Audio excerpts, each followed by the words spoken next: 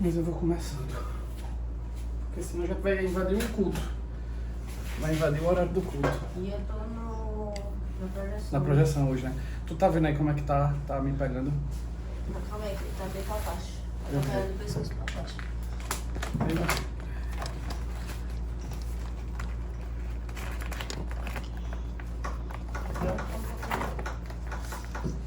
Apostilas.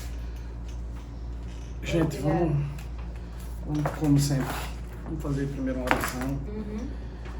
Agradecer a Deus por essa oportunidade, Senhor, de nós querermos, Senhor, conhecermos mais, Senhor, da Tua igreja, cada vez mais participarmos, Senhor, da Tua família, Senhor. Estarmos em comunhão com os irmãos e sabermos mais de Ti, Senhor, mais da Tua vontade em nossa vida. Abençoa, Senhor, essa aula, que daqui saiam apenas palavras agradáveis a Ti, Senhor. Abençoa e protege quem estiver ainda a caminho.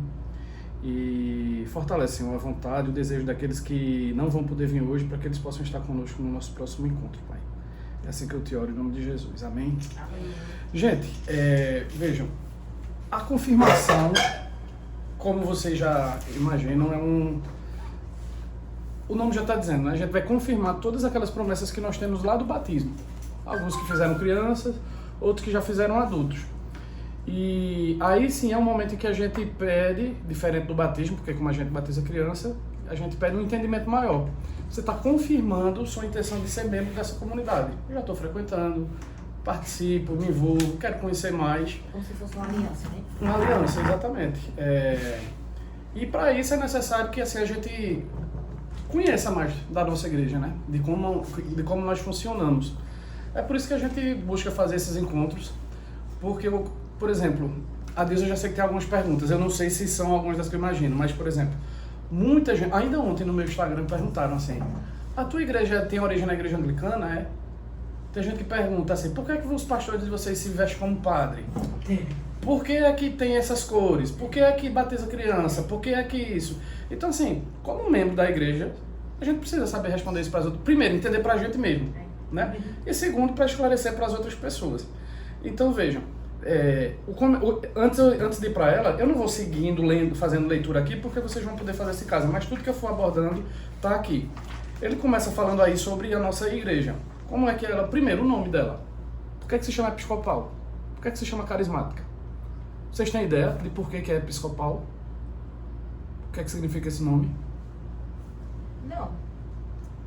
Muita Assim, gente estranha, eu né? acho estranho, assim, porque é episcopal carismática. E logo no começo eu fiquei assim, eu disse, carismática. Será que tem alguma coisa a ver com a igreja católica? Ah, porque tem um movimento carismático lá, que né? tem um movimento carismático. Aí eu também, são dúvidas assim, Exato. que a pessoa tem que tirar pra não ficar. Porque Sim. desde que eu cheguei aqui a fazer, já fez um ano já. Já, né? Eu tô por aqui. Aí, mas eu ainda fico... Davi sabe porque é episcopal? Mãe, eu acho que mãe já me falou, não lembro. Vamos lembrar, veja só. A partir lá dos apóstolos e quando a igreja surgiu, era só uma igreja, que não tinha denominação, né? Mas aí a igreja que existiu durante muito tempo foi a igreja católica. Lá por volta do ano 1500, perto de quando o Brasil foi descoberto, teve aquela coisa chamada Reforma Protestante, que algumas pessoas olhavam e diziam, rapaz, eu não concordo com isso da igreja. Vamos tentar mudar? Por exemplo, orar para santos. Chegou alguém? Chegou. Amém, amém, amém, amém. Bom dia. Oi, bom dia, bom dia. Estamos começando agora, viu? Tem 1 minuto que eu comecei. Tá. Sua apostila aí. Então, eu estou explicando a origem da nossa igreja. Então, lá nesse momento, por 1500, o pessoal disse, isso aqui está errado, eu não concordo. Muita gente disse que eles quiseram romper com a igreja católica. Na verdade, eles queriam mudar o que estava errado. Eles olhavam assim e diziam, por exemplo, purgatório. Aí dizer, rapaz, na Bíblia não tem falando purgatório. Na Bíblia tem dizendo que quando você morre, você vai para o céu ou você vai para o inferno. E eles estão dizendo que a gente fica no purgatório. Eu não concordo. Vamos tentar mudar isso? A igreja católica rejeitou essa proposta e tirou essas pessoas da igreja. Então eles criaram outras igrejas. Uma igreja que se chama luterana. Por quê? Porque o camarada que fez esse processo se chamava Lutero, né? E aí foram surgindo outras igrejas. Uma dessas igrejas que surgiu nesse contexto foi a igreja chamada anglicana. Por que anglicana? Porque ela era a igreja da Inglaterra, que era assim que se chamava na época. Então ficou conhecido como igreja anglicana. E aí o tempo foi passando, essa igreja veio para os Estados Unidos, porque a Inglaterra que colonizou os Estados Unidos, não é isso? Aula de história aí. Aí nos Estados Unidos essa igreja anglicana começou a existir. Mas em um momento o pessoal disse, peraí, anglicana não é da Inglaterra? Então vamos botar um outro nome aqui nos Estados Unidos.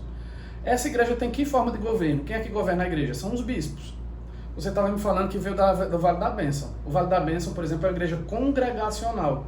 Quer dizer, quem governa a igreja é a congregação. Se o Vale da Bênção quiser decidir hoje, vamos mudar de templo, eles se reúnem e discutem lá, quebra o cacete na reunião para decidir se vai mudar ou não. Na nossa igreja, é o bispo quem decide. Então, bispo, que em latim é episcopo, por isso que surgiu o nome episcopal. Então, a nossa igreja é episcopal porque ela é governada por bispos, igual a igreja católica. E aí a nossa igreja veio para o Brasil com esse nome, de anglicana ou episcopal. Tinha igreja, na verdade, ela tinha os dois nomes, a episcopal ou anglicana. E durante 300 anos ela existiu assim. Até que na época de 2000, mais ou menos, ela já existindo aqui em Caruaru, o pastor Elmo já era dela, por exemplo, igreja anglicana. E essa igreja ela é da Inglaterra, viu? Por exemplo, o chefe da igreja anglicana é o rei da Inglaterra. Ele é o chefe da igreja. Ele não é bispo, mas ele é o chefe. E lá por volta do ano 2000, esse movimento que a gente vê até hoje, de muito liberalismo, de tudo pode, começou a entrar muito forte dentro da igreja. Por exemplo, a igreja anglicana começou a dizer, vamos ordenar mulheres para serem pastoras, coisa que a igreja nunca fez. Vamos batizar animais. Vamos aceitar casamento de pessoas do mesmo sexo, 2 homens ou 2 mulheres. O que é que isso causa quando vem uma novidade dessa? Causa uma quebra, uma divisão. Então muitas igrejas no mundo inteiro começaram a se desvincular dessa igreja anglicana. Dizer, isso aqui a gente não aceita. Uma delas foi a nossa, do Brasil. Pelo menos 3 igrejas surgiram. Aí hoje aqui no Brasil a gente tem a igreja anglicana no Brasil, igreja anglicana do Brasil, porque ela foi se dividindo. A nossa igreja lá em Recife, com o bispo Dom Paulo, que na época nem era bispo, se reuniu com outros bispos e disse, a gente também não tem condições. E um pessoal dos Estados Unidos também se dividiu. Tudo por conta disso. E ele se filiou aos Estados Unidos, numa comunhão com os Estados Unidos. Então o nosso chefe, vamos dizer, o nosso líder, era um pastor americano, que já pregou aqui em Caruaru, no Redentor, chamado Craig Bates. E ele trouxe essa novidade, como você falou aí, um movimento que estava acontecendo já na igreja católica, da carismática. Por quê? Um tempo antes tinha surgido esse movimento forte na igreja evangélica do pentecostalismo, que a gente já conhece muito fácil, uma igreja pentecostal, que é uma igreja onde o pessoal se anima mais, fala em línguas, coisa que a gente não vê em outras, né? Então tem o que a gente chama é mais agitado, é um reteté, né? Uma coisa mais, Então, a igreja católica, ela passou por um movimento que disse assim, e aí, a gente pode ter isso também ou não? Por que se chamava pentecostal essa igreja? Porque lá em Atos dos Apóstolos, o momento em que o Espírito Santo desceu e que as pessoas falaram em línguas foi no dia de Pentecostes. A igreja católica, a igreja anglicana e outras igrejas resolveram assumir o nome, a identidade de carismático. Porque a palavra carisma, muita gente pergunta, é porque vocês são muito simpáticos? Eu digo, não, a gente mas não é por isso. Carisma significa, lá na língua do Novo Testamento, os dons do Espírito Santo. Então, quando a gente diz que a gente é carismático, é porque nós acreditamos nos dons do Espírito Santo. Qual é a nossa diferença para o pentecostal? O pentecostal clássico, na Assembleia, ele diz o seguinte, se você não falar em línguas, é porque você ainda não foi batizado pelo Espírito Santo. Você tem que falar em línguas para mostrar que o Espírito Santo habita em você. Nós não entendemos desse jeito. Nós acreditamos que você pode falar em línguas. Nosso bispo fala, nosso pastor fala, eu não falo, alguém fala. Mas não é uma exigência. Não é porque eu não falo que o Espírito Santo não habita em mim. Eu entendo que o Espírito Santo habita em você a partir do momento em que você começa a buscar uma conversão genuína, uma mudança de vida. Agradar a Deus. Se você vai falar em línguas ou não, isso é uma decisão que o Espírito Santo vai lhe capacitar.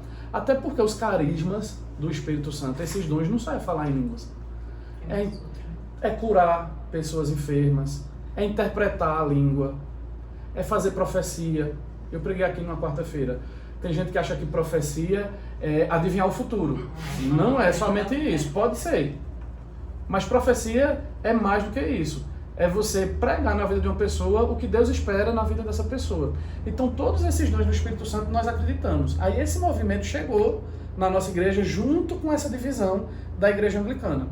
Então assim, a nossa origem é anglicana, Mas hoje nós não temos nenhuma ligação com a igreja da Inglaterra. Às vezes alguém vê assim, meu avô mesmo, um dia desse, ele pegou uma notícia aí de um bispo gay nos Estados Unidos que fez não sei o que, aí ele perguntou, isso aqui é a tua igreja, né? Eu disse, não é. Mas muita gente ainda associa, porque a nossa igreja realmente tem essa origem anglicana, certo? Então, episcopal porque ela é governada por bispos. Aí por que tem bispo? No latim era episcopo. No português virou bispo e aí a gente chama de episcopal. Aí nós ficamos, e carismática por conta dos dons do Espírito Santo. Teve um momento, aí nós ficamos ligados a essa igreja dos Estados Unidos. Só que aí você imagina como é difícil você ser ligado à pessoa que mal lhe visita, né? Então teve um momento aí 6 ou 7 anos atrás que o nosso bispo Dom Paulo preferiu ter a nossa própria, andar com as pernas próprias. Nós pensamos igual a esse pessoal dos Estados Unidos, mas nós queríamos ter uma administração própria. Por exemplo, às vezes quando ele queria tomar uma decisão, ele tinha que consultar a pessoa dos Estados Unidos, sabe? Então aí ele se separou também dele e agora nós caminhamos com pernas próprias. E aí a nossa igreja tem, ela surgiu com 5 bispos, hoje nós já temos, acho que 12 bispos, né? Dom Paulo é o arcebispo, quer dizer, ele é o bispo mais velho que criou a igreja, a denominação, lá em Recife, na Catedral da Trindade. E aí cada diocese, no mesmo esquema da Igreja Católica, cada região geográfica, nós somos de Vitória, aí Garanhuns era de Vitória, foi dividido, hoje tem um bispo em Garanhuns, tem um bispo em Petrolina, já são 12 bispos hoje. Nós já temos igreja no Canadá, temos grupos de estudo nos Estados Unidos, em Portugal, temos igreja na Croácia, no Brasil já está em São Paulo, já está no Rio Grande do Sul, mas ela ainda é muito forte realmente no Nordeste. E aí, muita gente vai... uma das suas perguntas era, então, qual é? Diga aí. Não, é sobre isso mesmo. Acho que vai chegar mais. Mas faça, para eu ver se vai chegar. A respeito das vestes. Pronto, vocês. então, quando a gente... Tanto das vestes e assim, não consigo... Não é as cores. Fora as vestes, assim, eu não consigo, assim, raciocinar assim, esse negócio de bispo, arcebispo, essas coisas. Pra mim, aqui, alguma coisa com católica. Eu disse, será que tem alguma coisa a ver com papa? Porque arcebispo, não sei quem, bispo, não sei o que, bispo. Veja. Eu não entendo, entendeu? Entendo. Porque o pessoal lá de Roma, aquele, no dia da confirmação mesmo, ele veio com aquela roupa, né, com aqueles... Aí eu disse... Parece com... Porque parece. Aí, por isso que isso fica... Aí eu vou voltar no tempo para o que eu estava falando lá de 1500, quando teve o Lutero e outras pessoas que discordavam do que estava acontecendo na igreja. Ele disse, eu não acredito nessa história de purgatório, vamos mudar. E Roma disse, não vamos mudar, saia, você está achando ruim? Foi mais ou menos isso. Entre as coisas que ele reclamou, ele não reclamou das roupas, ele não reclamou do bispo, ele não reclamou das cores, sabe? Então tudo isso ele deixou na igreja. Quando houve essa divisão que eu estou dizendo, que começou a existir a igreja luterana, a igreja anglicana, a aparência com a igreja católica é a mesma. Aqui e até hoje na Europa é desse jeito, porque meu celular está aqui, tá gravando. Mas daqui a pouco eu vou mostrar para vocês umas fotos de uma igreja que eu tive há pouco lá na Europa, que você olha e diz, que igreja católica linda, e é uma igreja evangélica. E é uma igreja evangélica. As igrejas evangélicas lá continuam sendo construídas bonitas, não é um galpão. Continua existindo bispo. Em filmes americanos, Pronto. se você assistir, as igrejas, Isso. elas são episcopal. Isso você olha e pensa que é um padre, né? Assim, dos anos meio que 2000, 2001, 2002, se tiver igreja, você pode observar que ela é episcopal. Exato. E é uma igreja normal, ela parece uma igreja católica. Quando você olha, aí veja, pronto, aqui em Caruaru tem uma igreja lá no Guararapes, presbiteriana. Sim. Que ainda é no formatozinho de uma igreja. Né? Torrezinho e tal. Uma das primeiras, veja. Por que é que isso foi se perdendo? Porque não é lá de 1500. 1500 continuou tudo parecido com a igreja católica. O que é que eles disseram que não concordam? Eu não concordo com estar orando para santo. Eu não concordo com Maria ser redentora, corredentora. Então isso eles tiraram. Mas todo o resto continuou. Aqui no Brasil teve duas coisas. Primeiro é o seguinte. Os imperadores, lá na época de Dom Pedro e tudo mais, todos eles eram católicos. Então eles diziam o seguinte, você quer ser crente evangélico? Pode ser, mas tem que ser com discrição. Vocês não podem divulgar. Então vamos fazer a igreja de vocês, tem que ser uma igreja discreta. Vamos fazer o culto de vocês, tem que ser um culto discreto. Esse ponto. E segundo ponto, muitos dos evangélicos no Brasil têm um preconceito muito grande com o católico. Nós não, mas você, por exemplo, você veio de outra denominação já evangélica? Antes você era... Ela era do Vale da Bênção, ela vai identificar melhor o que eu estou dizendo. Muito evangélico não considera o católico nem irmão. Isso é verdade. Católico não é irmão. É verdade. Então veja, qual era a lógica deles? Tudo que é católico eu tenho que afastar de mim. Então o católico usa aquela roupa, não vamos usar mais. Bora botar um terno.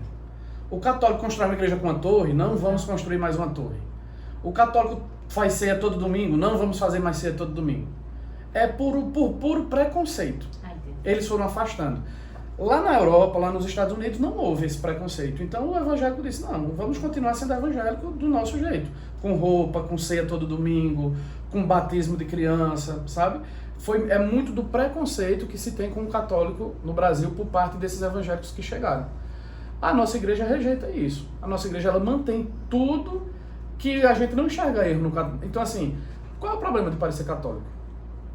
Se é certo o que o católico faz, eu não quero me parecer com o católico quando o católico se ajoelha na frente de um santo.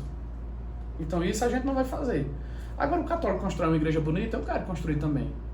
Então a nossa igreja continuou construindo igrejas muito bonitas, anglicanas e episcopais no mundo inteiro.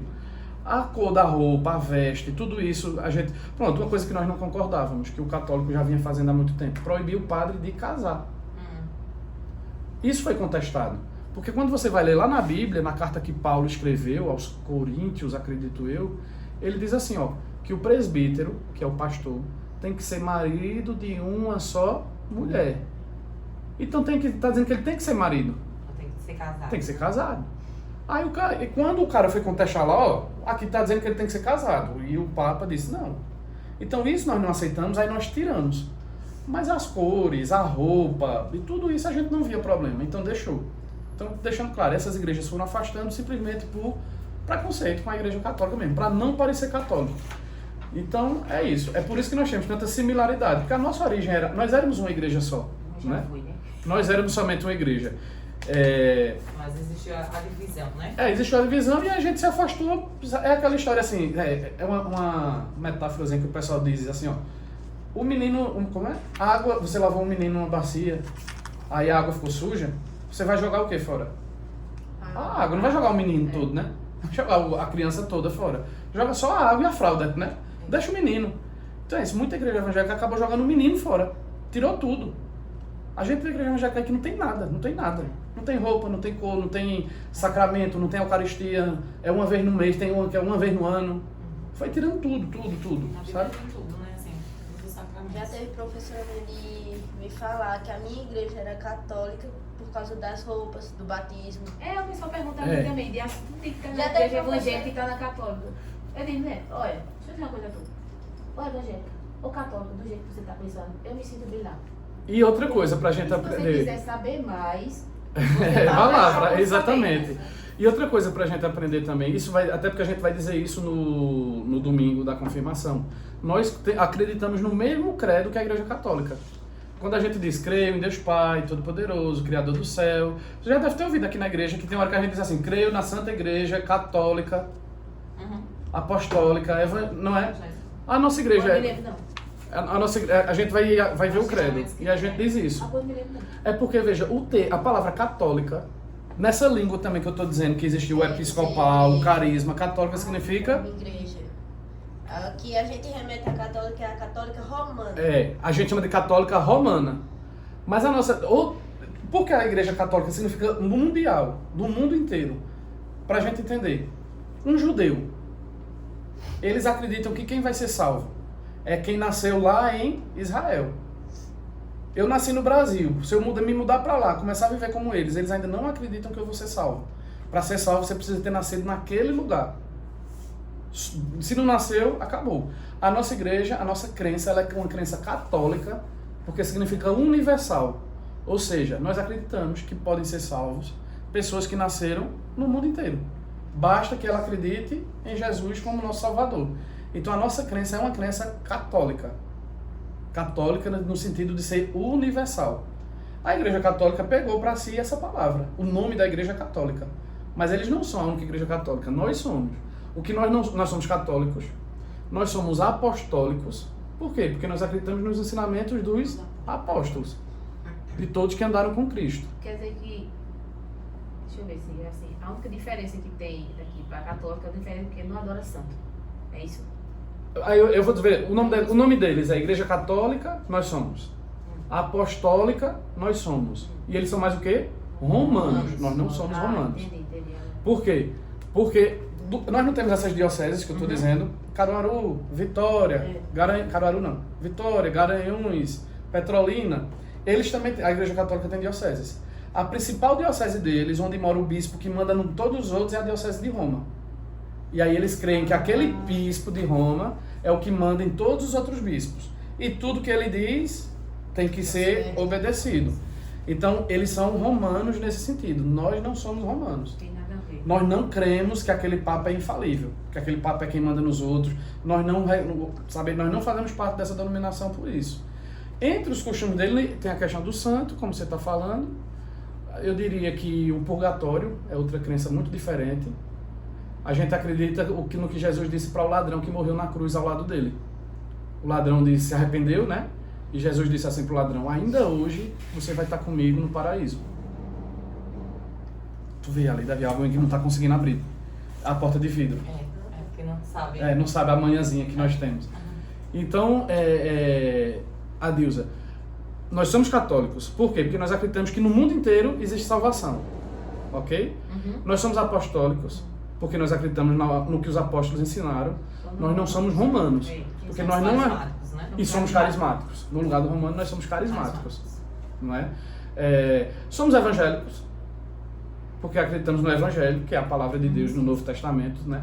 Então, assim... E seguimos o Evangelho. E seguimos o Evangelho, né? Porque, assim, essas palavras nos confundem um pouco. Se você perguntar a um católico se ele é evangélico, ele vai dizer, não. Mas, assim, tu não acredita nos Evangelhos? Acredito. Então, tu és evangélico também, né? Bom dia. Oi. Bom dia. Já começamos, viu? Olha aqui uma apostila. Depois chega nas outras, viu? Olha aqui uma apostila. Chegue nas outras. A gente está tirando umas dúvidas de coisas da nossa igreja, você pode ir já, viu? Então, católicos somos, apostólicos somos, não somos romanos. Diferenças principais que a gente vai ter: adoração aos santos. Por quê? Porque a gente acha que quem morreu não tem mais contato com quem está nessa vida aqui. Não é? Está no céu. Porque seria muito por exemplo, minha mãe morreu. Se ela estiver me vendo, o tanto que eu sofri quando ela morreu, ela não ia ter paz. Ela não ia ter paz lá. Então, assim, ela não tem acesso a mim. Não adianta eu conversar com ela. Ela não vai me ouvir. Ela está feliz, gozando da presença de Deus.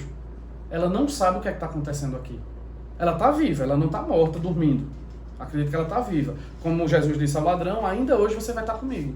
Então, eu creio nisso. Mas ela pode ouvir o que eu estou falando? Não. Se ela não pode, São Pedro não pode, São Paulo não pode, Maria não pode, São Lucas não pode, Carlos Acuti, esse menino que botaram agora para ser santo da internet, não pode. Só quem é onipresente, que está presente no mundo inteiro, é Deus, não é? Então, purgatório, santos, a nossa outra discordância, essa questão do padre não casar, e algumas outras, né? Mas as principais são essas. Então, assim, parece muito com o mundo católico, parece. Tem problema parecer? Não, não tem. Se a gente parece no que está certo, que aí a gente vai ver depois, porque as roupas, porque as cores, tá? Falando isso aí a respeito de... Minha mãe tá vendo essas coisas? Aí, acho que tá com 8 dias que... Tem um cafezinho já pronto aqui, viu? Tem um senhor lá que ele conhecia meus pais. Aí ele pegou e disse assim, Vicente, vem cá que eu quero falar contigo. Eu falei assim, Deus, diga lá. Ele disse, não, é porque eu sonhei com seu pai e sua mãe e eles mandaram dar um recado. Eu digo, o quê? Isso aí é espiritismo, né? Eles mandaram o quê? Isso é espiritismo. Eu digo, nem termine. Ele disse, não, mas eu disse que eu tinha que vir aqui. Eu digo, não termine não. Você está indo pra onde? Agora eu estou indo trabalhar. Eu digo, bom trabalho, vai com Deus. Não. Aí assim já não... Pronto, assim, não faz parte da nossa crença, né? Não. Como eu estou dizendo, assim, eles não conseguem se comunicar com quem está aqui. É assim que nós entendemos. Vê, aqui seguindo aqui na página, só para, como eu estou dizendo, eu não vou ler tudo direitinho, mas aqui tem explicando os nossos símbolos, né? Então, assim, tem o nosso desenho aí da Igreja Episcopal, não é? Esse brasão, né? Que tem as chaves, tem a pomba, tem a cruz, e as cores, o vermelho, o azul, tem aí tudo explicando por que são isso. E aí existe um movimento de convergência, que é algo que é muito importante da gente entender. Porque, ó, apesar de toda essa diferença com a Igreja Católica, nós entendemos o seguinte: existem mais coisas que nos aproximam do que nos afastam. Por isso que eu falei que assim, tem igreja evangélica que diz que católico não é irmão e a gente discorda. Todo mundo que confessa o credo, eu creio em Deus Pai, creio em Deus Filho, creio no Espírito Santo, é meu irmão. Então assim, tem a denominação que a gente tem realmente uma distinção. Por exemplo, chegou aqui católico, quer me batizar de novo, a gente não vai batizar. Você já é batizado. Foi em nome do Pai, do Filho, do Espírito Santo, teve água, a gente não vai batizar de novo. Então nós acreditamos que você é nosso irmão. Sabe? A não ser que você seja membro de uma igreja que a gente considere uma seita, como os Mormons, por exemplo. Porque os Mormons dizem que Cristo não é Deus. É filho de Deus. Então aí nós não cremos, é uma seita.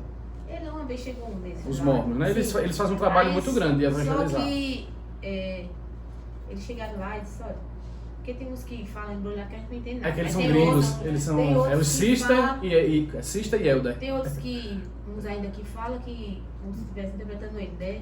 Pra pessoa entender. Aí eles mostraram um livro lá, dizendo que era uma Bíblia. Aí ele veio me mostrar, ele mostrou. Aí quando eu abri assim, eu fiquei procurando, né? Querendo saber, querendo ler. Mas só que a letra não era assim, Ao contrário. de cabeça pra baixo. Oxente. Foi. Aí eu peguei e disse, como é que eu faço pra ler assim, hein? Eu tenho que fazer assim, esse não, você tem que ler assim. E como é que eu vou entender de cabeça pra baixo? Eu disse, não, mas eu queria entrar, queria conversar. Eu disse, sai pra lá. Eu digo, não, minha vida, eu sinto muito. Veja, mas então eu tô assim, muito ocupada.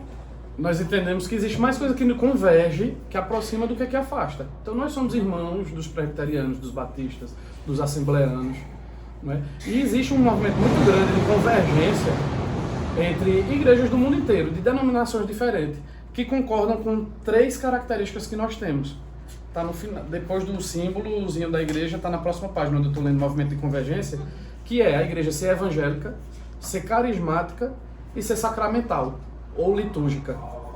Então, cada um desses três elementos que nós achamos necessários entendermos e que nós vivemos isso aqui. O primeiro é ser uma igreja evangélica, porque, ó, como está dizendo aqui no texto, é uma igreja que tem autoestima às escrituras sagradas. Então, tudo é Bíblia. É uma outra diferença nossa da igreja católica. Assim, nós acreditamos no que a igreja católica prega sobre tradição. Existe tradição. Aquilo que nós aprendemos através de um bispo que ensinou para outro bispo, que ensinou a outro bispo, até chegar aos dias de hoje. Como, por exemplo, vou dar um exemplo que mais pra frente a gente vai falar disso, batismo de criança. Na Bíblia não está claro que se batizaram crianças. Não está dizendo lá, batiza criança. Como é que a gente sabe que pode batizar criança e acredita? Pela tradição. O nosso bispo foi ensinado pelo bispo dele, que foi ensinado pelo bispo dele, que foi ensinado por outro bispo, e vai voltando na história até chegar aos apóstolos. E eles batizavam crianças. Então a gente acredita na tradição. Sabe? Agora, essa tradição ela não pode contradizer o que tem na Bíblia. A Bíblia está dizendo que só existe um intermediador entre nós e Deus, que é Cristo. Então a gente não pode aceitar uma tradição que está dizendo que o santo pode ser intermediador, entende? Então, quando a gente diz que nós somos uma igreja evangélica, é porque nós seguimos fielmente o evangelho, a Bíblia como... Tem igreja que vai dizer assim, tenho muito cuidado com isso. A Bíblia contém a palavra de Deus. Cuidado com isso. A Bíblia é a palavra de Deus. Ela não contém. Porque se ela contém, vamos lá, esse birô contém um copo. Mas ele contém outras coisas além do copo. Né? A Bíblia não contém a palavra de Deus. Ela é a palavra de Deus completa. Tudo que Deus quis que nós soubéssemos tem que estar ali na Bíblia. Uma coisa que não pode mudar. Não pode mudar. Não pode mudar. Não pode estar em contradição.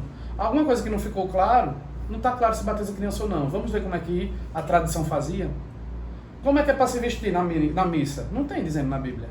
Vamos ver como é que os bispos faziam, desde de lá até hoje. Então a gente segue a tradição. Agora a tradição não pode ferir o que está na Bíblia.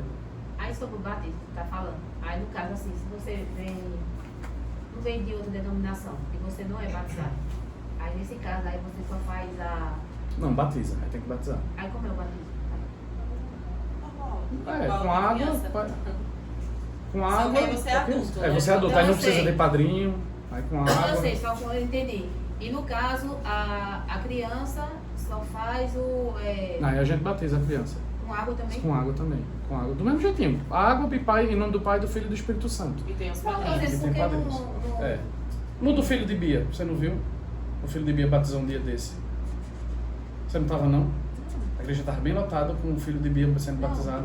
Eu pensei que só precisava assim, só consagrar a criança. Assim, Não, a gente batiza a criança. A gente vai falar dos sacramentos no próximo É bem curso, vai tirar mais as parecido dúvidas. Com a católica. Só não tem a vela. Eu acho Só não que tem a vela. É muita coisa pra minha Eu tenho a cabeça. vela do meu ainda. Acho que é muita coisa pra minha É cabeça. muita coisa, né? Então, ó. Eu não vou conseguir raciocinar, não. Não, mas isso, na vivência você vai pegando isso. Não, Quando é você porque- vê ali o batismo, você vai É tirar porque todas as suas ultimamente dúvidas. Eu não tô conseguindo... Ó, então veja, somos evangélicos porque cremos nas Sagradas Escrituras como 100% palavra de Deus. O segundo item, carismático, que eu acabei já antecipando aqui. Gabriel ainda não estava. Então, o carismático, que muita gente tem dúvida, é isso. É que nós cremos nos dons do Espírito Santo. Ah, eu só tenho o Espírito Santo se eu falar em línguas. Não. A partir do momento que você se converte e busca uma vida de santificação, você tem o Espírito Santo habitando em você. Agora, o Espírito Santo capacita umas pessoas do jeito que ele quer. Um vai ter o dom de cura, outro vai ter o dom de orar em línguas, outro tem o dom de profecia, outro tem o dom de ser pastor, outro tem o dom de ser mestre. Mas também pode acontecer de Claro que alguém pode, falar claro que em pode. línguas e não ser a língua do Espírito Santo, né? E pode ter uma pessoa ao lado que vai entender que não é, né? Isso? É uma coisa assim que a gente não tem como julgar, né? Não, eu sei, Mas é o que pode- nós cremos que existem esses dons do Espírito Santo. Não, eu sei. Agora, não é só línguas, são vários dons Mas não possíveis. Não acontece, Pode, pode acontecer pode, também. sim. A pessoa a gente pensar que realmente ela está falando em língua, ela não está, e tem que ter uma pessoa do lado, como se fosse. Interpretando, né? Interpretando, né? Poder. Não acontece. Isso. O que a Bíblia diz sobre o dom de línguas aqui é o seguinte: você pode falar em línguas para edificar a si próprio, para você ter uma intimidade, uma comunhão com Deus, e aí você vai fazer isso sem ninguém ouvir, na sua casa, em um evento discreto. Se isso for feito em público, o que a Bíblia diz é que alguém tem que interpretar. Pronto, é isso que eu queria.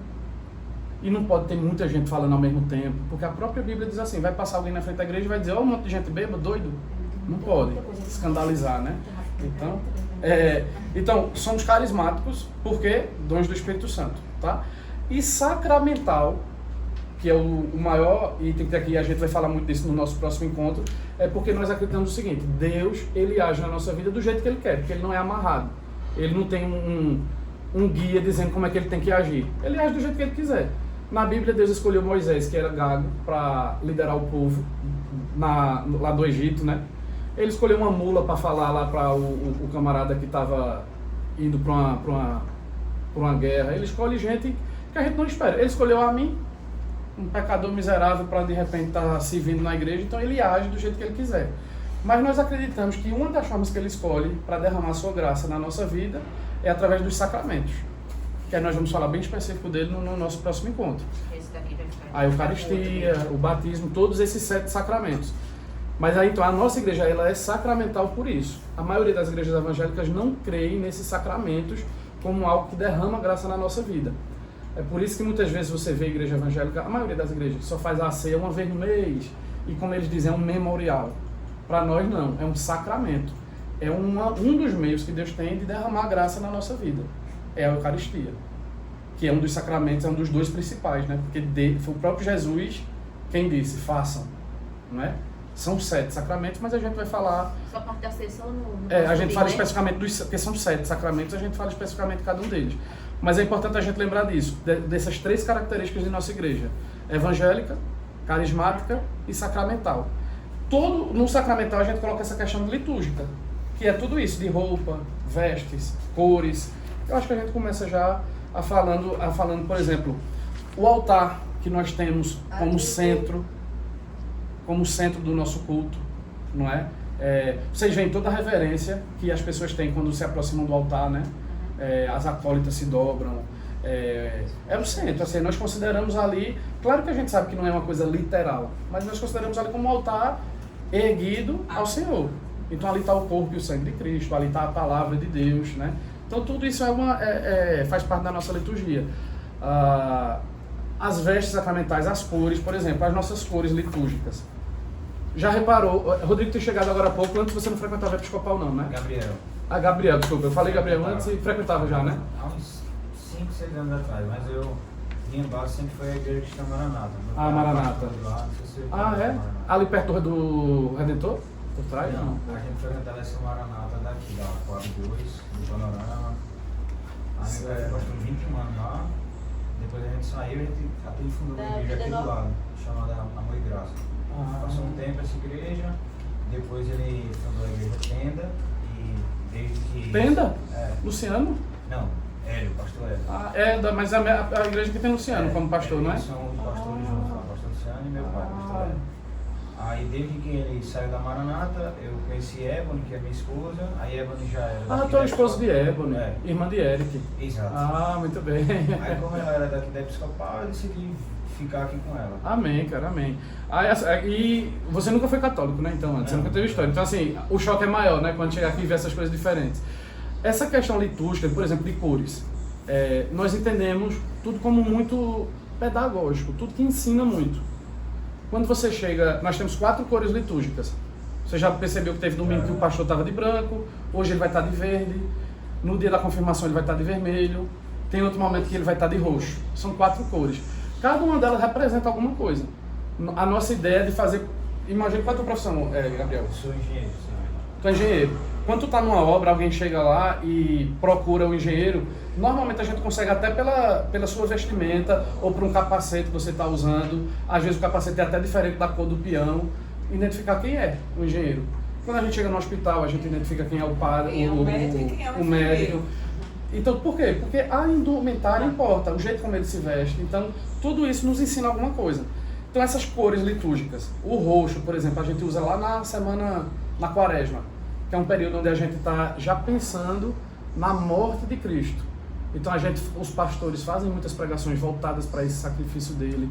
É um momento em que a gente quer lembrar a dor e o sacrifício que ele viveu. Aí a gente usa o roxo. Concorda que o roxo traz essa aparência de uma coisa fúnebre, triste, não é? Como é? Apavor essa cor.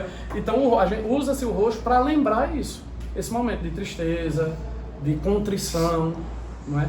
O branco lembra o quê? Pureza, paz, é muito usado em datas festivas. No culto, então você estava aqui no culto do que Eric pregou aqui há pouco tempo. Era um culto de ação de graças, celebração, aí se usa o branco. O vermelho se usa nessas datas como dias de santos, na confirmação, porque o vermelho, lembra, é a cor do Espírito Santo, que é o fogo, remete ao Espírito Santo. Quando vocês forem confirmados, o bispo vai orar ao Espírito Santo pedindo para que ele derrame dons sobre a vida de vocês. Então, por estar ligado ao Espírito Santo, o vermelho ele nos lembra isso. E a cor que se usa na maior parte do tempo é o verde. É a cor que lembra a esperança da volta de Cristo. O verde é a cor da esperança. Então, é simplesmente para nos lembrar desses momentos que... Então, ao longo do ano a gente vive tudo. A esperança da volta de Cristo, a tristeza pela morte de Cristo, a ação de graça pelo que Cristo fez, e aí as cores vão simplesmente nos lembrando isso. Não, mas assim, a nossa vivência, quando eu chego na igreja, por exemplo, Bruno chegou agora, e ele vai olhar ali no calendário, qual é a cor de hoje? Aí ele vai botar o verde. Você não vai ter que fazer esses termos todos? Dá, não se preocupe não. Mas, Vá, não, faça. Não, é sobre é meio que aqui é a confirmação, na católica é a crisma. Meio que É a mesma coisa. Porque até a questão da cor É o vermelho, lá também. exatamente. Eu só vejo uma diferença, pelo que eu me lembro do crisma, é que eu não fiz crisma, mas eu não vejo aqui a gente faz o pessoal ajoelhado, e é muito louvor, é uma coisa assim bem emocionante, tem gente que chora, tem gente que repousa. Na igreja católica eu vejo uma coisa mais contida. A pessoa em pé lá, o bispo ora, faz um sinalzinho e a pessoa já se retira. Aqui no nosso eu percebo mais a presença do Espírito Santo agindo sobre aquela pessoa. Mas equivale ao crisma. O crisma é o nome, inclusive, daquele óleozinho que é passado na testa, né? E nós também chamamos esse óleo de crisma. E é a confirmação do seu voto de batismo. Tanto que a gente... É um sacramento também. É um sacramento. Tanto que a gente vai repetir para quem já foi batizado adulto, né? E os votos que foram feitos no batismo, e no caso de quem foi batizado como criança, vai confirmar. Porque a gente vai dizer que o que crê em Deus Pai, que crê em Deus Filho, que crê no Espírito Santo, que se arrepende dos pecados, a gente vai confirmar a nossa aliança com Deus e o nosso compromisso com a igreja de estar sendo membro dessa igreja. Então E qual o significado daquele cajado? a gente vai ver isso, vê se lá eu falo atrás, já deixa nisso. eu falar. Eu falo já dele. Eu estou nas cores litúrgicas. Então, lembra sempre dessas cores: roxo, tristeza, contrição, a morte de Cristo; verde, esperança, é a maior parte do ano; branco, paz, festa, celebração; vermelho, fogo do Espírito Santo. Certo? É isso que lembra. No nosso ano litúrgico, ao longo do ano todinho, a gente vive todas essas cores. E tem uns momentos... Tem uma rodinha aqui, quando vocês mudarem, ó. No dia que eu tava olhando, tem. Ó, Aqui. essa rodinha aqui a gente entende tudo ao longo do ano. Vê? No Natal, que não é só o dia do Natal, é uma época, são 8 semanas né? que a gente vive o Natal. Então qual é a cor que vai usar no Natal? Ó? São 4 domingos usando roxo, aí depois vem 5 domingos usando branco, aí lá no tempo comum, que é o que a gente usa verde. Isso aqui era para ser um verde, mas a impressora botou amarelo, viu? Mas é verde. Aí tem o ciclo da Páscoa, que a gente tem a Quaresma usando roxo, tem outros dias que são vermelhos, tem outros dias que são brancos. Aqui esse calendáriozinho ele mostra bem direitinho, e ao longo do ano a gente vai viver tudo isso. Tem dia que, por exemplo, a data, o calendário diz que é verde. No dia, por exemplo, que teve a culto de ação de graças aqui, que Eric pregou, o dia mesmo era verde.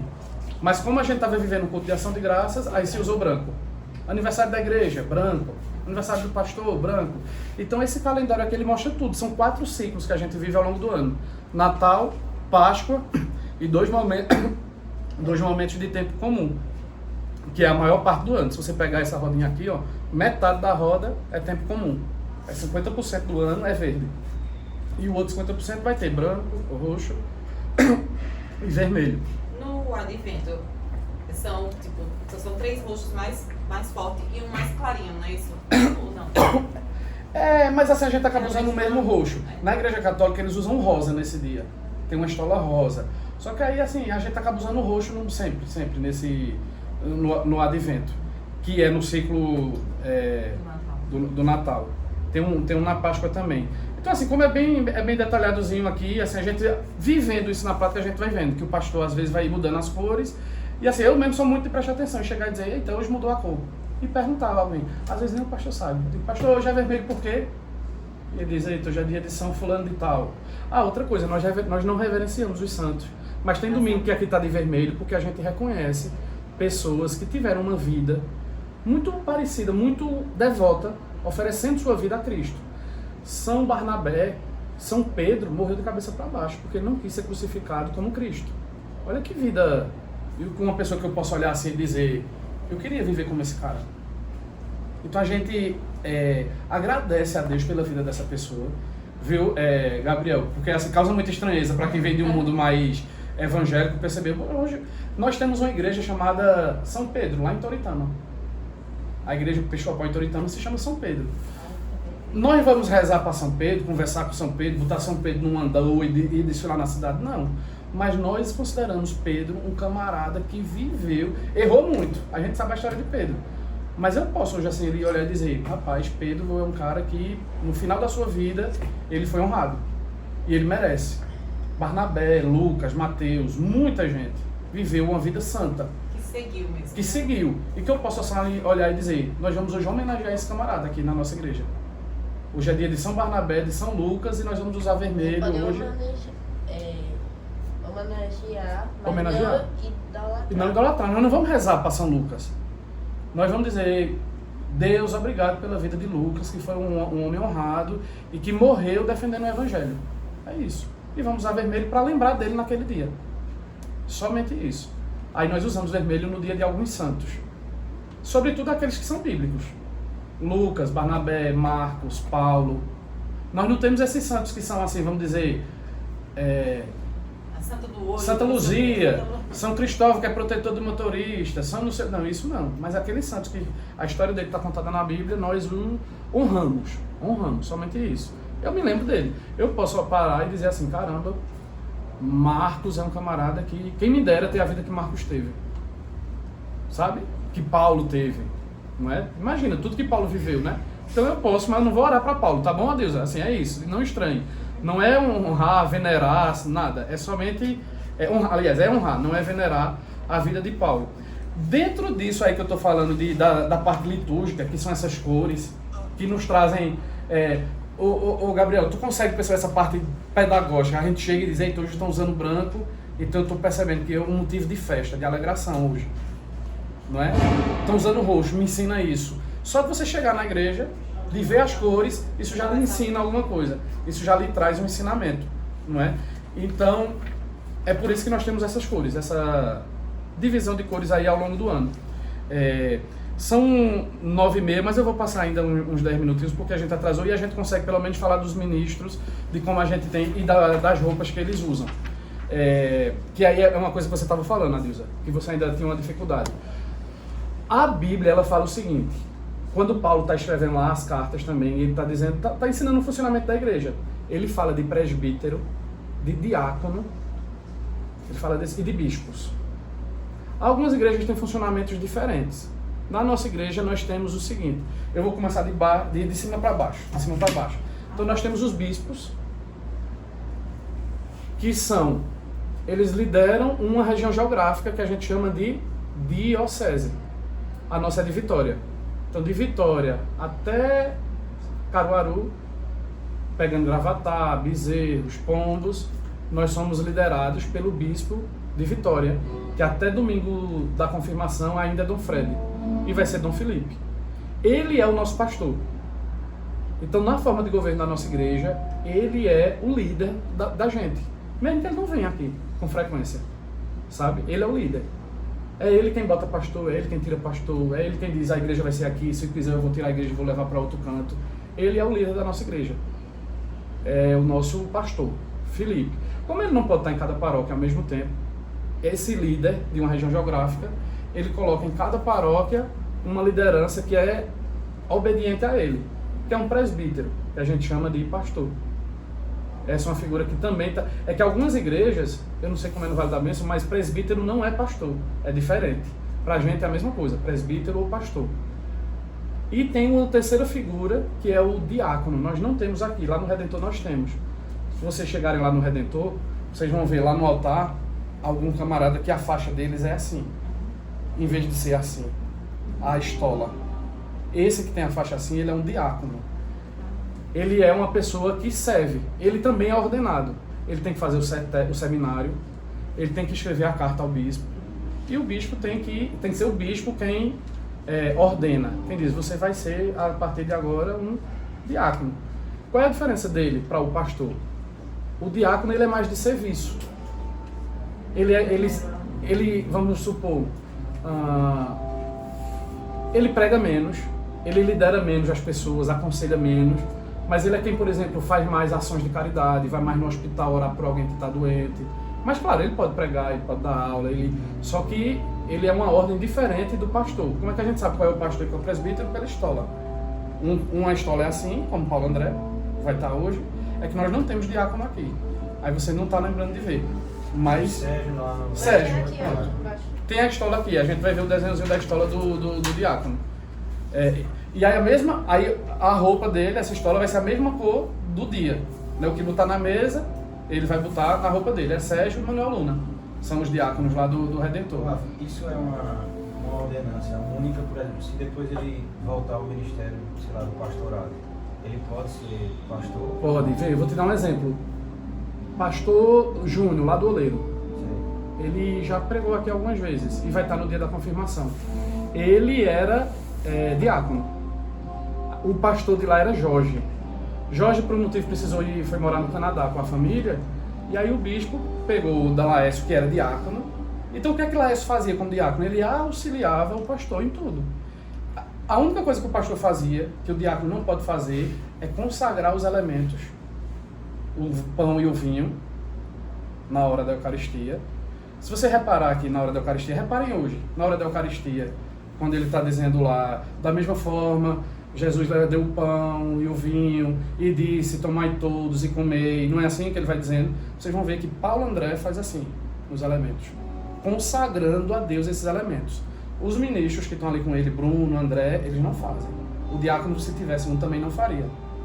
Impor as mãos para consagrar os elementos é o presbítero.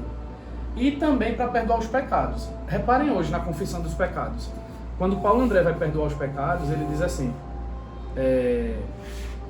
que Deus vos perdoe e vos preserve para a vida inteira. Ele está dizendo assim, que Deus perdoe vocês, porque a gente entende o seguinte, que esse presbítero, ele foi ordenado por um bispo, e como eu falei, esse bispo foi ordenado por um bispo, que foi ordenado por um bispo, e vai voltando no tempo, até chegar ao tempo dos apóstolos. É o que a gente chama de sucessão apostólica. Então, desde Paulo, Mateus, Lucas, eles foram ordenando bispos, que foram morrendo, que foram ordenando outros, até chegar aqui em Paulo André, não é? Então, nós acreditamos que ele está ali revestido da autoridade de Deus. Ele está falando ali como se fosse o próprio Deus falando pela boca dele. Por isso que ele diz, Deus perdoe vocês. É que ele usa aquela forma mais chique da língua portuguesa, né? Deus vos perdoe. Deus vos conserve. Na quarta-feira, se Paulo André não tiver, quem tiver for Bruno, aí Bruno faz assim, Bruno é ministro, né? Ele não foi ordenado. Aí Bruno faz assim, que Deus nos perdoe. Aí ele se inclui. Porque ele não é presbítero, então ele não pode falar com a autoridade de Deus. Entende? Porque ele ainda não foi ordenado por um bispo. Aí ele vai dizer que Deus nos perdoe, que Deus nos preserve de todo mal, se incluindo. Então você vai perceber isso. É a única diferença. O presbítero, o diácono, ele também faria assim, se ele estiver celebrando o culto. Mas, por exemplo, Bruno como presbítero, ele pode celebrar a Eucaristia? Bruno como ministro, né? Bruno é ministro, ele não é presbítero ainda. Ele era pastor já. Não. Parabéns. Você vai ver que Bruno não tem a estola. Esses que ficam aqui ao lado do pastor, eles são quê? Vou falar deles. Ó. Então, falando do bispo, aí falei agora do presbítero, que é pastor. O presbítero é o pastor. O diácono é esse, que nós não temos.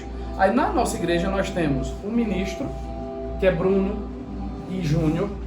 Até que eles são ministros. Eles são pessoas que o bispo instituiu para se virem aqui na igreja auxiliando em alguma coisa. Como se estivesse no caminho sucessório para chegar...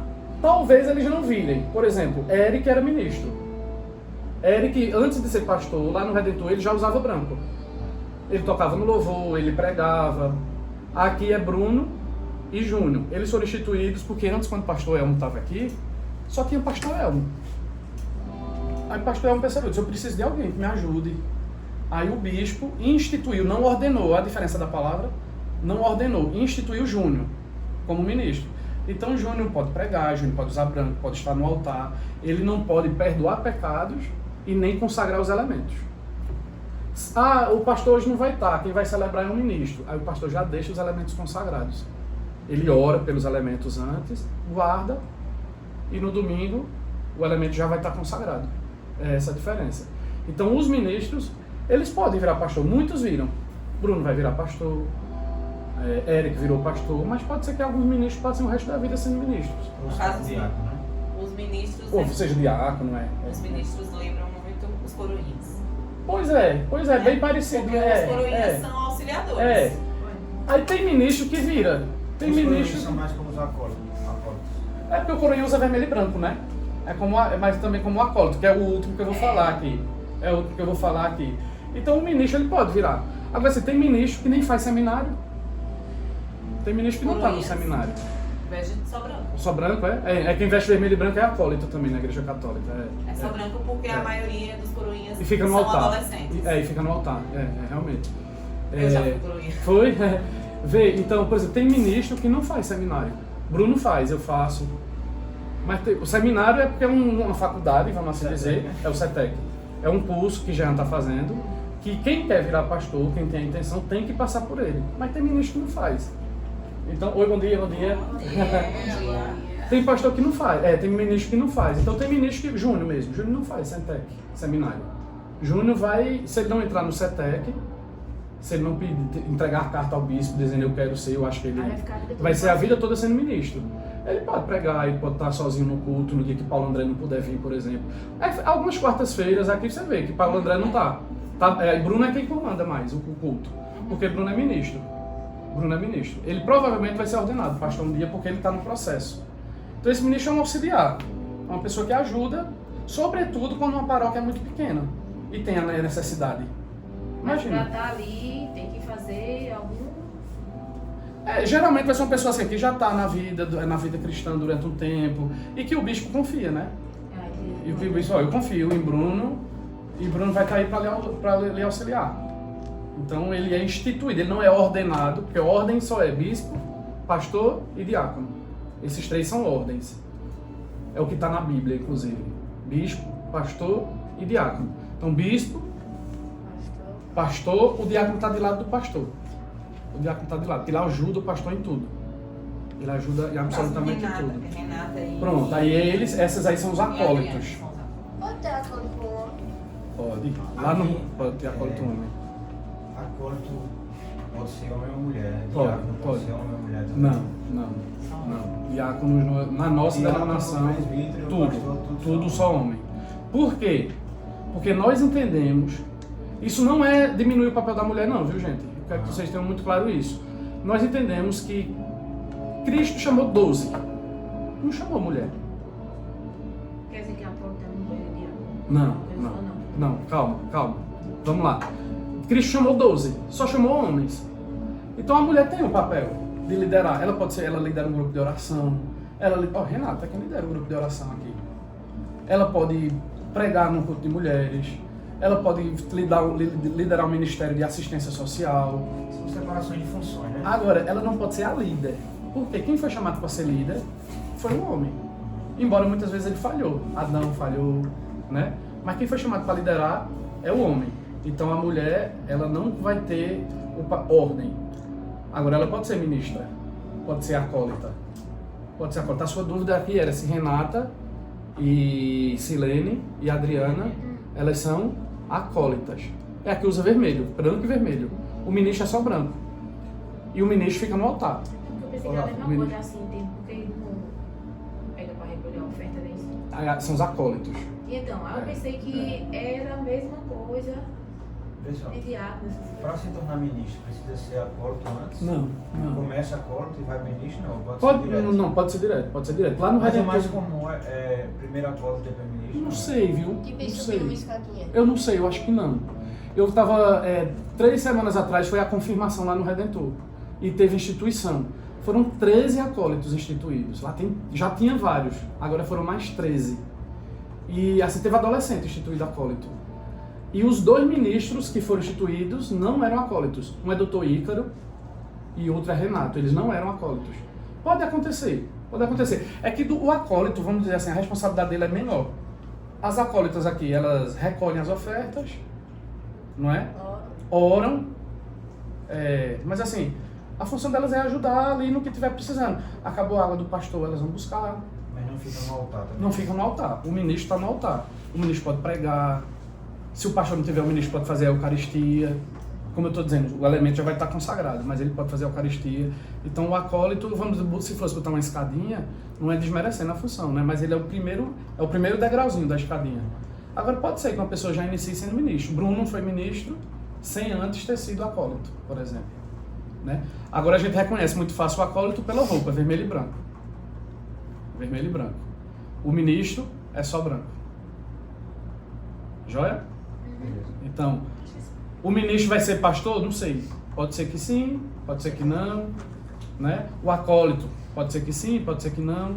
Depende. Agora, uma coisa é certa. Para ser pastor, presbítero, ele vai ter que fazer o seminário. Ele vai ter que fazer o seminário. A nossa instituição ainda abre umas exceções, que é o seguinte.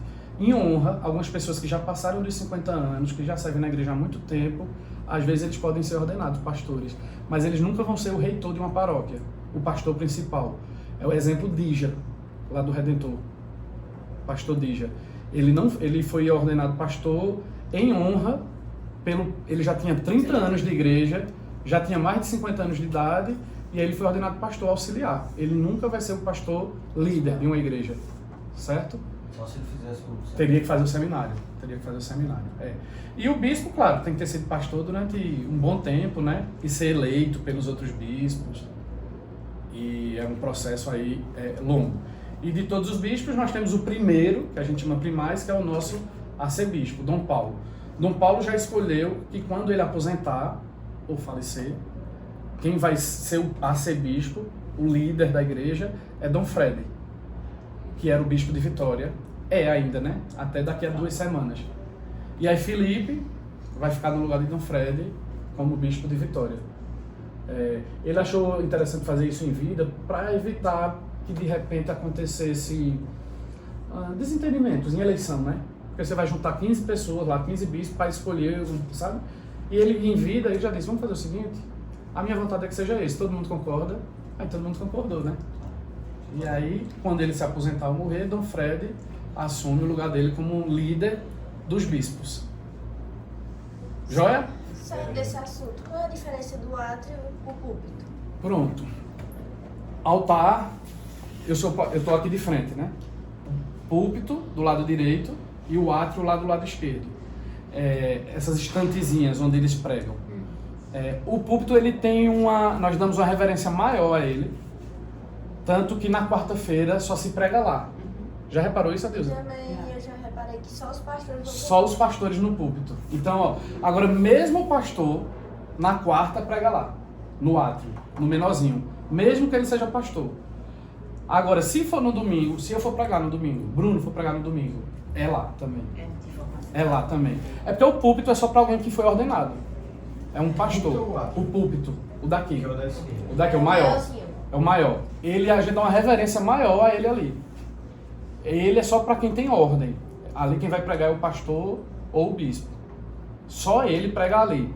E mesmo assim, só no domingo, que é o culto da Eucaristia. E lá é o menorzinho, eu prego lá na quarta, Bruno prega lá, e mesmo os pastores pregam lá. Então é uma questão só de reverência mesmo. Os dois são assim, não tem nenhuma, eles não são santificados, eles não são especiais, eles não são nada. É simplesmente uma questão de divisão mesmo, né? O altar é a mesa do Senhor, o púlpito é o lugar do presbítero, né? O átrio a gente usa para dar recado, para fazer a oração pelas crianças, e o púlpito é o lugar da palavra do Senhor, né? Então ele tem uma reverência um pouco maior, vamos assim dizer. Foi boa a pergunta. Então a gente percebe essa diferença.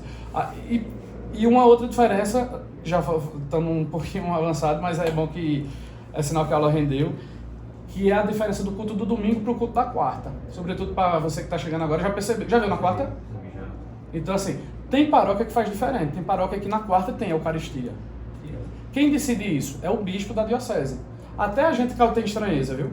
Eu tenho estranheza. Às vezes na quarta-feira eu estou passando no YouTube e eu vejo que lá em Recife teve Eucaristia na quarta-feira. Eu digo, oxe, teve Eucaristia na quarta. Porque aí nós fazemos o seguinte, o domingo é o culto da Eucaristia. Então nós sempre vamos ter a ceia, a Eucaristia no domingo, sempre. Na quarta nós chamamos de culto carismático, justamente porque é um culto mais voltado para oração, para interceder um pela vida do outro, exercitar aqueles dons do Espírito Santo, de oração, de intercessão, de profecia. É um culto mais, né, do reteté, vamos dizer. Tem igreja que você chega lá e na quarta-feira tá bem na quarta. Mas dependendo do bispo, o bispo pode dizer, ó, aqui na minha diocese, feito em Recife, na Zona Sul, na quarta eu quero que tenha Eucaristia. É muito de bispo, sabe? Mas aí, então, por isso que tem essa diferença também, aí do nosso culto, do domingo para a quarta. Pode fazer a Eucaristia na quarta? Pode. Se o pastor quiser fazer na quarta, pode. Agora no domingo tem que fazer. É obrigatório. No domingo tem que ter a Eucaristia. Tem mais um encontro? Temos um encontro. É muito A gente vai falar lá alguma coisa sobre, né? É pouco. sobre a questão da ceia, assim. Porque eu tenho dúvida assim, porque no domingo é a ceia, né? E por que a ceia não pode ser o pão e o vinho? Pode ser o pão. Igual assim? Pode ser o pão. Você não já fez concílio? Já. No concílio não foi pão? Foi. Pronto, pode ser pão. Por que se faz com a hóstia? É só por uma questão de praticidade. Se for o pão e sobrar, aí ó, estragando o pão. Percebe? A hóstia não estraga, fica ali guardadinha pro domingo que vem. Eu posso pegar e levar para um doente no hospital. Eu não vou chegar no hospital com um pedaço de pão. Vão deixar eu entrar? Não. Dependendo de onde a pessoa estiver no hospital. Júnior quase sempre faz isso, de levar uma hóstia para alguém. Ele tem uma coisinha no formato da hóstia que ele fecha, sabe? E ele leva a hóstia para alguém que está no hospital. Ah, eu já estou te perguntando, não sabe? Então, libera para ir para a bateria. Vai, tá bom. Tá bom, a gente vai fechar nesse assunto e vamos combinar o nosso próximo encontro para ver o que está faltando, viu? Ei, obrigado, viu? Não sei se vai dar tempo. Quando minha mãe estava lá no São Sebastião, Aí chegou um senhor lá com uma barra bem grande. Era assim, com um homem bem estranho, que eu achei estranho. E até eu olhei assim, ele estava passando de quarto em quarto. Então eu disse, eita, o médico vai passar aqui agora. Aí ele chegou e entrou, ele disse que era. Deu como é o nome?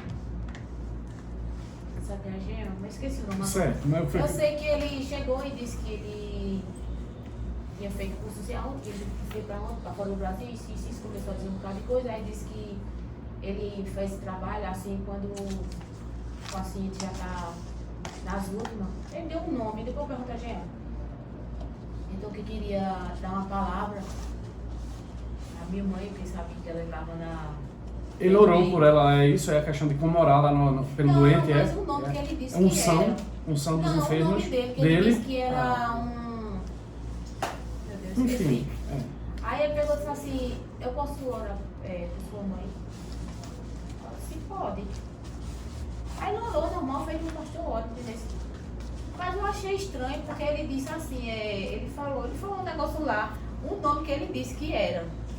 Jean sabe, eu perguntei pra Jean sabe. Isso é de menos. Aí depois ele foi, cruzou e depois ele disse assim, pronto, que sua mãe vai descansar em paz. Olha pra cara dele assim, se eu ver orar, eu só vou matar minha mãe. Que coisa. Porque eu sei que ela tá nas últimas, mas acho que isso não era nem coisa dele dizer, né?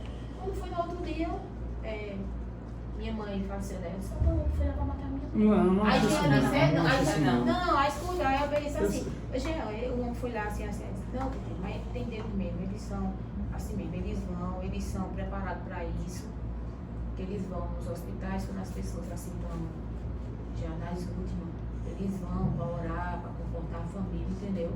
Mas não é nada demais não. Depois te pergunto, mamãe. Joel, tá bom. Ó, a gente vai parar nessa parte das vestimentas que a gente faz, dos ministros, né? Que é muita coisa. A gente vai marcar o nosso próximo encontro e ver A aí. gente pode levar. Pode, é de vocês. Vamos Coisa, né, dar uma tem mais lidinha aí. coisa que tu perguntava, isso?